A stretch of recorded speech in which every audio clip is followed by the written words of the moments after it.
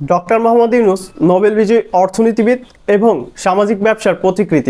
তিনি যদি বাংলাদেশের প্রধান উপদেষ্টার পদ থেকে পদত্যাগ করেন তাহলে কি বড় ধরনের সংকটে পড়তে পারে বাংলাদেশ? আসুন বিশ্লেষণ করি।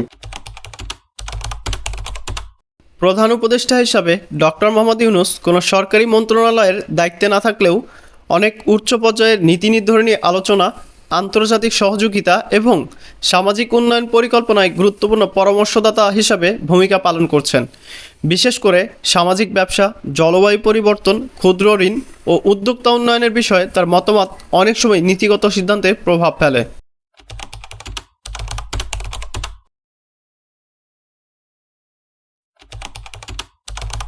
ডক্টর মোহাম্মদ ইউনূস হচ্ছেন বাংলাদেশের বিশ্বস্ত মুখ।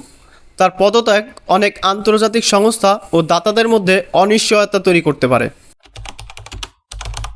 সামাজিক ব্যবসা, ক্ষুদ্র ঋণ বা স্টার্টআপ খাতে সরকার যে নীতি নিতে চাইছে, সেখানেও ডক্টর মোহাম্মদ ইউনূসের অভিজ্ঞতা ও পরামর্শ অনেক সময় পথ নির্দেশক।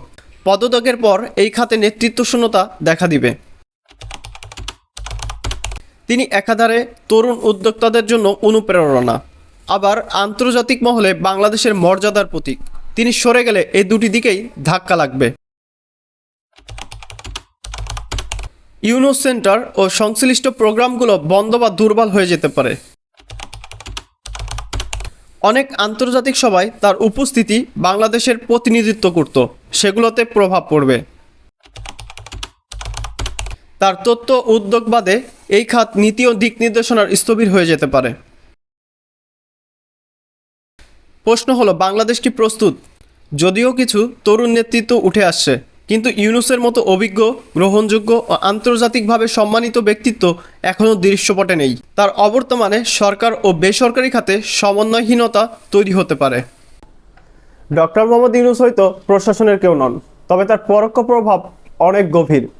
তার পদত্যাগ শুধুমাত্র একটি পদ ছেড়ে দেওয়া নয়, তার এই পদত্যাগ একটা দৃষ্টিভঙ্গির শূন্যতা তৈরি করবে, যেটা পূরণ করা সহজ নয়।